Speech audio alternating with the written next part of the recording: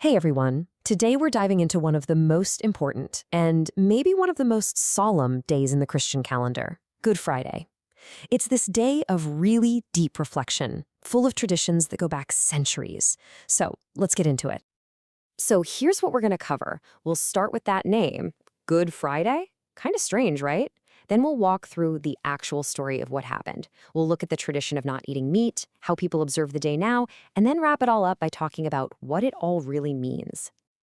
All right, first things first. Let's jump right into the big question that I think everybody has. How on earth can a day that's all about a brutal execution be called good? It doesn't seem to fit, does it? Yeah, officially, Good Friday is a holy day all about commemorating the crucifixion and death of Jesus Christ. It's meant to be a day of reflection on some pretty immense suffering. So you've got this super solemn, painful event on one hand, and this positive word, good, on the other. It's a real puzzle. Okay, so there are a few different ideas floating around about where the name came from. Some linguists think good might be a really old way of saying pious or holy. So, Holy Friday. Makes sense. Another theory is that it's a corruption of God's Friday. Also plausible. But, the main theological explanation, the one you'll hear most often, is that the good isn't about the crucifixion itself, which was obviously terrible, but about what Christians believe was the result of it, the ultimate good of salvation for all of humanity. So, to really get why this day is so significant, we have to look at the story itself. What actually went down on that day, according to the Gospels? Let's walk through it. The whole sequence of events is known as the Passion Narrative, and man, it's intense. It all kicks off late on a Thursday night with an arrest in the Garden of Gethsemane. Things move really fast overnight and through the next day, leading to the crucifixion. And it all ends with this hurried burial right before sunset. That timing is super important because everything had to be finished before the Sabbath started. What's really interesting is that Jesus actually went through two separate trials. First, he was brought before the Jewish High Council, the Sanhedrin. The charge there? Blasphemy. But here's the catch. They couldn't legally carry out a death sentence. So to get the Romans involved, they had to change the charge to a political crime, sedition, basically rebellion against Rome. That forced the Roman governor, Pontius Pilate, to get involved. And he's the one who, despite his own doubts, gave in to political pressure and ordered the execution. And while on the cross, the Gospels record Jesus making 7 final statements. They're often called the 7 last words. One of the most famous, and maybe the most powerful, is this one. Father, forgive them, for they do not know what they are doing. A plea for mercy for the very people executing him. It really gets to the heart of the day's themes of sacrifice and forgiveness. And right at the moment of his death, something really significant is said to have happened. The Gospels say that the huge, thick curtain in the Jerusalem temple, the one that separated the holiest part of the temple from everything else, was torn in two from top to bottom. For Christians, this is a huge deal. It symbolizes that the barrier between God and humanity was broken, that his sacrifice created this direct access for everyone. Okay, so this incredible story of sacrifice leads us right into a very specific tradition that many people still practice today, not eating meat on Good Friday. So why? Where did that come from? Well, it all goes back to the Christian practice of penance.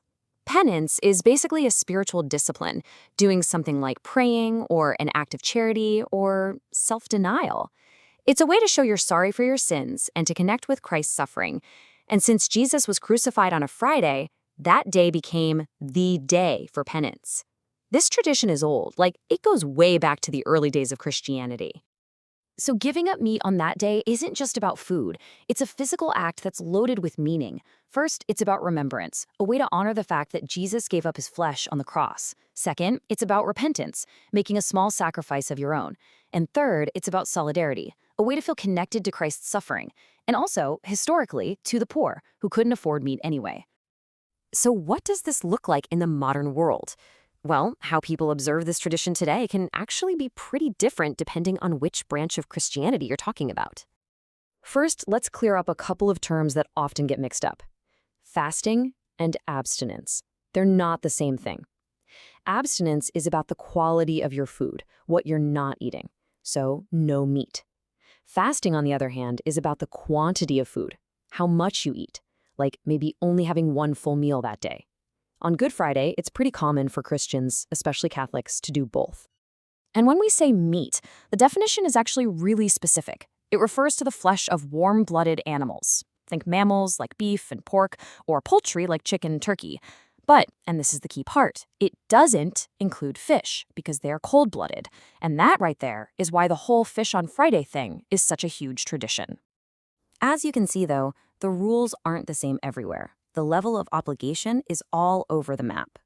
For Catholics and Eastern Orthodox Christians, it's pretty much a mandatory requirement. But for Anglicans, Lutherans, and Methodists, it's more in the strongly encouraged category. And then for a lot of other Protestant denominations, it's left up to the individual to decide. The Catholic Church has the most detailed set of rules, for sure. They have specific age brackets for who is required to fast and abstain.